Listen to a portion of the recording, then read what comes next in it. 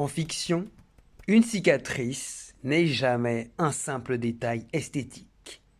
Elle est une phrase gravée dans la chair, un souvenir qui refuse de se taire, une idée que le corps porte même quand le personnage garde le silence. C'est pour ça que quand elles sont mal utilisées, les cicatrices deviennent presque insultantes pour le lecteur ou le spectateur. Et c'est exactement là que naît cette fatigue, voire cette haine, du moins ma fatigue, on va pas aussi se mentir, des arcs flashbacks explicatifs lourds, surtout quand ils concernent une cicatrice. On a parfois l'impression que l'auteur nous prend par la main pour nous dire tu vois, c'est de là que ça vient, tu comprends bien surtout. Hein. Comme si le symbole ne pouvait pas exister sans un panneau lumineux au-dessus. Bonjour à tous, ici Ace Esther. On se retrouve aujourd'hui pour une nouvelle vidéo un peu différente, un peu particulière, un peu différente. Pas tant que ça, mais de sujets que j'aime bien. J'aime bien parler des sujets voilà, un peu bizarres, un peu pas trop anodins, pas trop communs. Enfin, c'est pas tout le monde qui parle des cicatrices. Hein. C'est pas. Tu tapes cicatrice, je pense pas qu'il te parle. Du coup, j'espère que cette vidéo va vous plaire. Comme d'habitude, like, partage, dislike, ça dépend des humeurs et on y va. Le problème n'est pas le flashback en soi. Le problème, c'est quand il remplace la mise en scène, quand il écrase la subtilité au lieu de la compléter. Une cicatrice par nature devrait parler d'elle-même. Elle devrait susciter des questions, créer un malaise, donner une envie de comprendre sans jamais tout expliquer frontalement,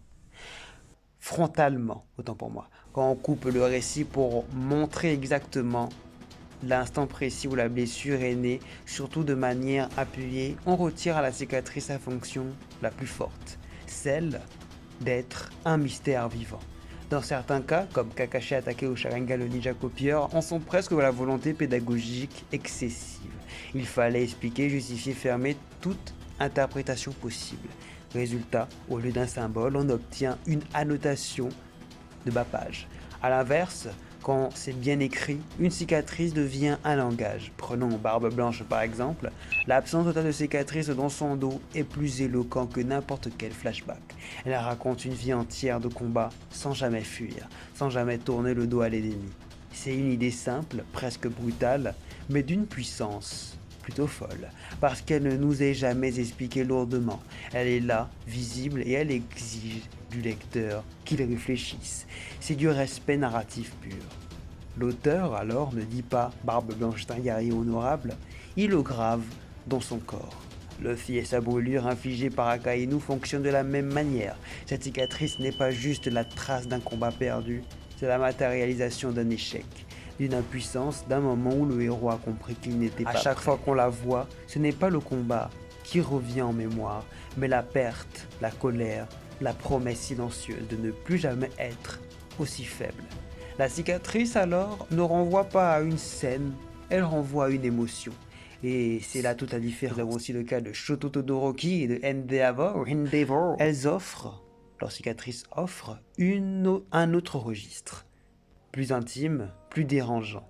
La brûlure de Shoto n'est pas un souvenir héroïque, c'est une violence familiale figée sur son visage. Elle existe dans chaque interaction, dans chaque regard, sans qu'il soit nécessaire de rappeler constamment son origine. Quant à Endeavor, son corps marqué raconte moins ce qu'il a subi que ce qu'il a infligé.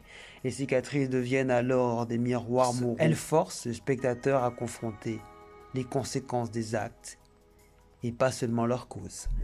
Thorfinn, lui, est peut-être l'un des exemples les plus fins. Ses cicatrices traduisent son rapport au monde, son refus progressif, la riposte, son cheminement intérieur. Elles ne sont pas là pour glorifier la victoire, mais pour témoigner de son poids. Chaque marque est une absence de coup rendu, un silence face à la provocation, une trace laissée par le choix de ne plus être esclave de la haine. Yuji Itadori, pour ne prendre que lui, mon exemple, suit cette même logique. Les cicatrices sur son visage ne sont pas de simples souvenirs de combat, elles sont le résumé du drame de Shibuya. Elles disent la culpabilité, le traumatisme, la perte d'innocence. Yuji n'a pas besoin de dire qu'il est brisé, son visage le dit pour lui. Et le spectateur le comprend, sans quoi on est à lui remontrer chaque horreur vécue. C'est une cicatrice de mémoire, pas une cicatrice d'explication. Toji Zenin aussi, dans le même cas, enfin presque, manifeste à lui tout seul cette même idée. Ces marques racontent un passé de rejet, de violence familiale, d'inhumanité sociale. Elles ne sont jamais traitées comme un twist ou une révélation choc.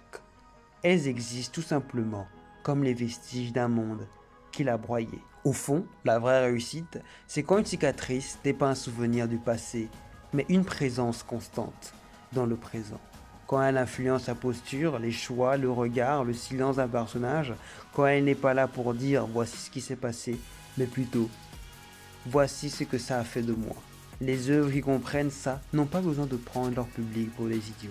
Elles font confiance à l'intelligence émotionnelle du lecteur, et cette confiance, c'est peut-être la plus belle cicatrice que la fiction puisse laisser.